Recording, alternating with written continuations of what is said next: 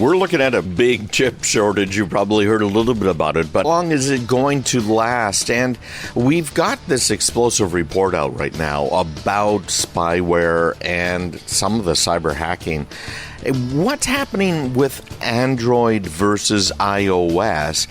What should you be using? 50% of Americans are using Android, and the rest is split up mostly with Apple, right? iOS. So what's going on there? This is a research group that says, my goodness, the media outlets just aren't reporting the truth. So here we go with Mr. Chris Ryan.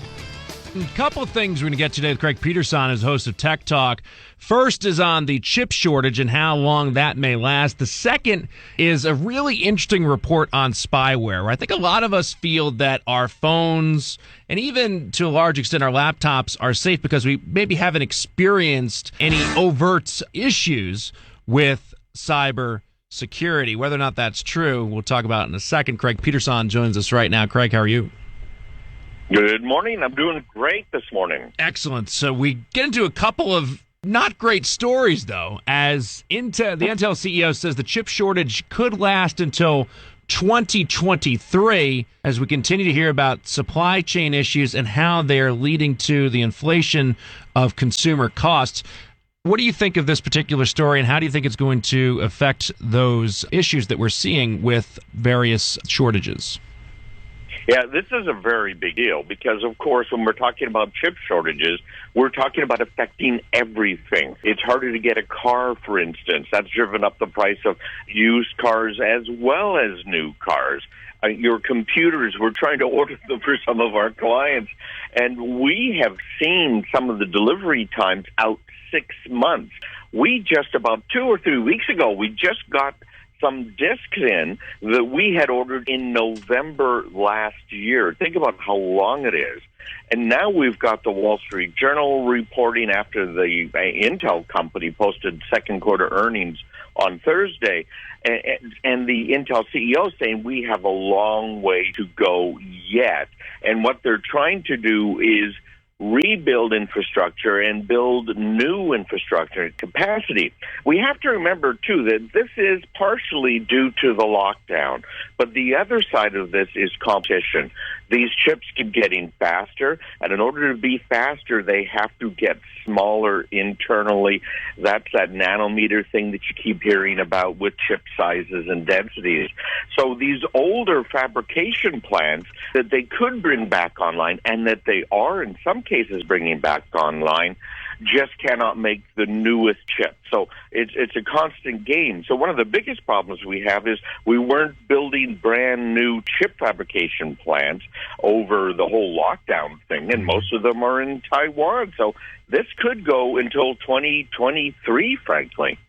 And it also shows how tied our productivity and our consumption-based economy is into what's taking place in other countries as well. We've talked a lot about COVID in this country, but there are countries that are out there where we see very low rates of vaccination. China, we obviously don't know much about them, but Japan, Taiwan, vaccination rates are very low there.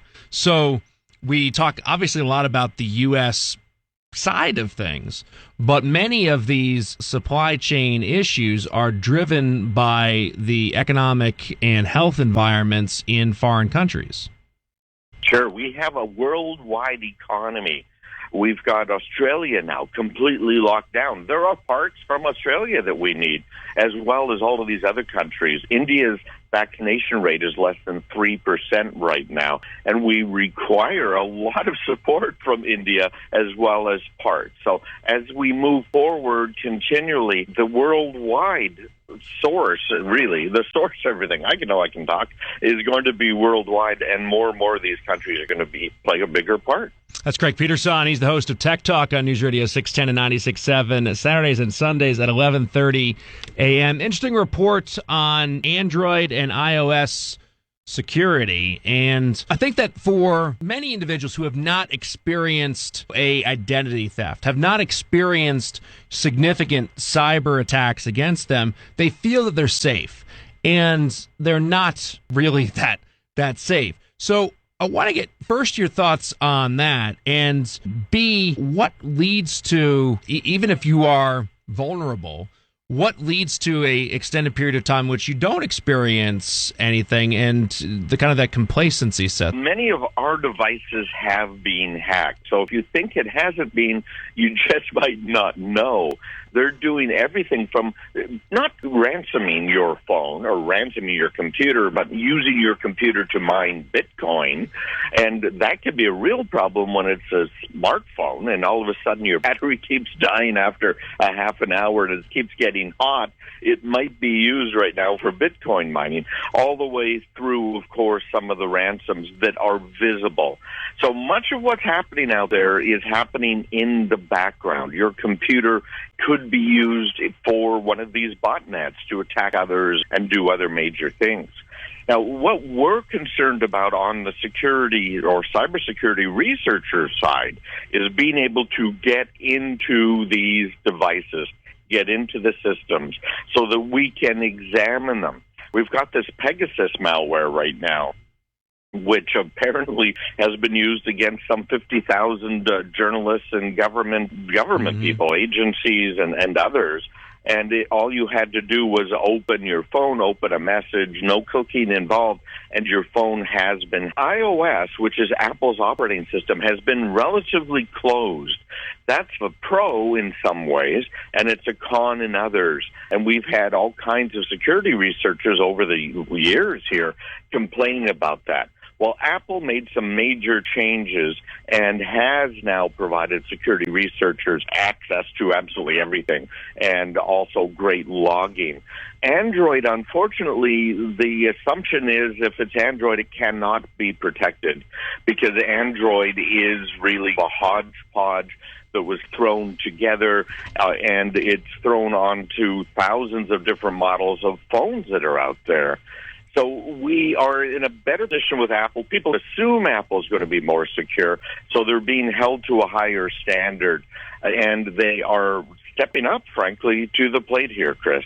What do you do if you are a business owner, a public official, a person that holds a government position, something that would be very intriguing to a hacker or to a organization, and you have questions about your security and whether you are secure? I mean, how do you go about creating an environment where you feel comfortable, particularly if you are not all that knowledgeable on the topic of cybersecurity?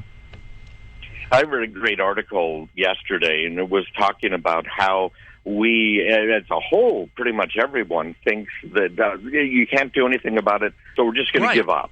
And that's been whatever happens, default, happens. Right? Yeah, if I get targeted, I get targeted. Exactly. But I think that even you think about somebody like, throw Brad Pitt out there, right? Brad Pitt has to be the target of just about every single hacking organization imaginable. You would assume to want to get information, access to capital, ransomware, whatever. That if you are the higher you move up the food chain as a public official or a celebrity, that you would be accustomed to being hacked by everyone. What do you do if you are concerned about that? There are things that can be done, but you cannot use the standard software. We already know that the Norton antivirus and all these other basic antiviruses do not work. They don't protect you against modern threats. In fact, more than 70% of the threats this year cannot be stopped by our wonderful little antivirus software we've had for years. So you have to move up to the next level. We're working right now with a small bank who's trying to really secure everything because of these sorts of problems. But I think if you are in a position where you are a bigger target than usual, you have to take extra steps. You have to use the advanced malware protection. In all of these years, I've been securing computers now for 30 years. We have never, ever had a client that's had ransomware. And we're talking about multinational clients all the way on down through your local dentist. So it can be done, but you can't just rely on the technology that was invented 20 years ago to stop bad guys. It is there, but you're going to have to look for it and get the right people involved. Craig, thank you so much. Take care.